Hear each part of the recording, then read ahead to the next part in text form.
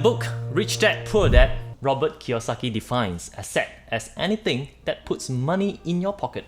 Liability is anything that takes money out of your pocket. For example, is an owner-occupied home considered an asset or liability?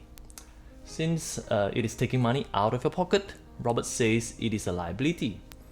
Then, how about a property that you bought and being occupied by tenants? Is it an asset or liability? Because it is generating income for you, Rich Dad defines that as an asset.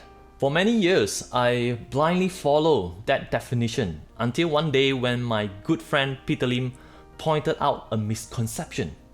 I think it's a flaw in Rich Dad's definition. I suddenly have much more clarity about the meaning of assets and debts and how it is good or bad. Ooh. Let's use an example to illustrate the point. Rental property. You have one that is producing $3,500 a month with mortgage of $500,000, tenure of the mortgage 35 years, and you have a monthly installment of about $2,300 a month. And the maintenance and tax is about $700 a month. So this property is giving you positive cash flow of $500 per month. The property is an asset since it provides cash flow. In a different scenario, with the exact same property, but a much shorter loan tenure, only 10 years, it increases the installment to $5,100 per month. Now the exact same property is in a negative cash flow situation.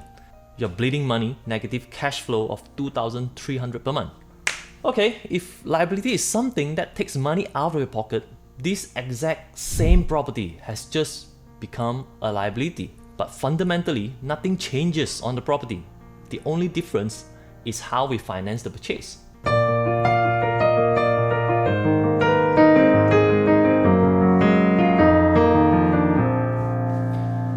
Okay, in accounting, how do we define the asset? Assets are something that has monetary value. We can categorize assets as good or bad, depending on how their value changes over time. For good assets, I would say it generates income, it appreciates in value. For example, rental properties, the stocks of Apple company. If an asset is bad, I'll say it incurs expense and it depreciates in value over the time.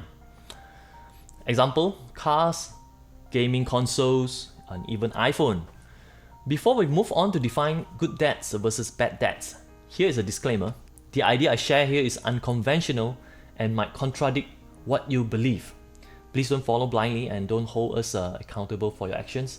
This is not professional advice. All illustrations are for educational purposes only. Now let's move on.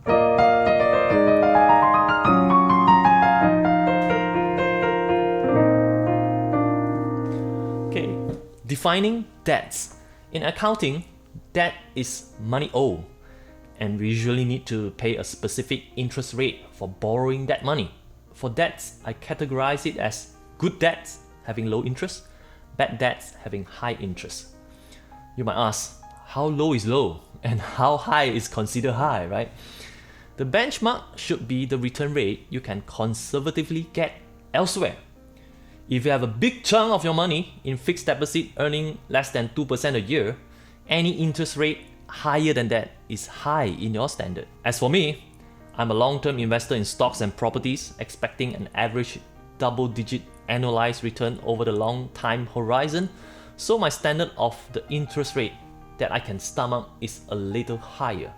I will consider financing costs that are less than 5% as low. Okay, my point is to define assets and debts separately. See? Assets and debts separately. You can buy good assets with good debts or bad debts. Or someone might purchase bad assets with good debts, or worse, using bad debts. Okay, let's look at a few common examples. Apple stock has appreciated 3,500-fold for the past decades, plus a lot of dividends along the way. No doubt that it is a good asset, On top of buying it with your cash, you could also borrow margin financing to purchase it, paying interest of maybe 1% to 5%. That is good debt, not because Apple stock is a good asset. It is because the interest rate is low. The following example is purchasing a rental property. The property itself is a good asset when it produces stable rental income and appreciates over time. But what if you bought a property that couldn't attract tenants for an extended period? Moreover, due to the wrong location and low demand, its prices might even fall. Then the property is considered a bad asset. However, you could finance it with a low interest mortgage of around 3 to 4%. The debt is still regarded as good in my standard because of the low interest rate. But bear in mind that how you finance the property purchase hasn't changed the quality of the asset. Whether you buy it with cash or borrow funds, the piece of real estate that couldn't generate rental income and didn't appreciate after many years is still a very bad asset.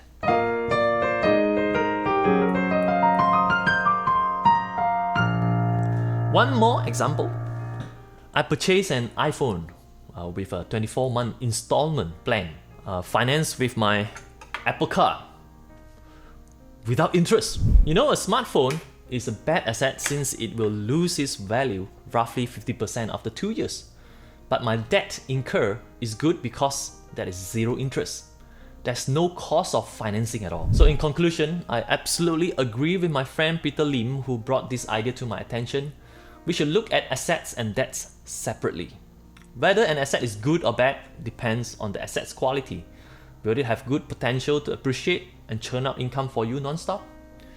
You will want to convert your cash into good asset as much as you can. On the other hand, how do you pay for the asset is a separate story. Do you pay for it with your cash on hand or finance it with debts?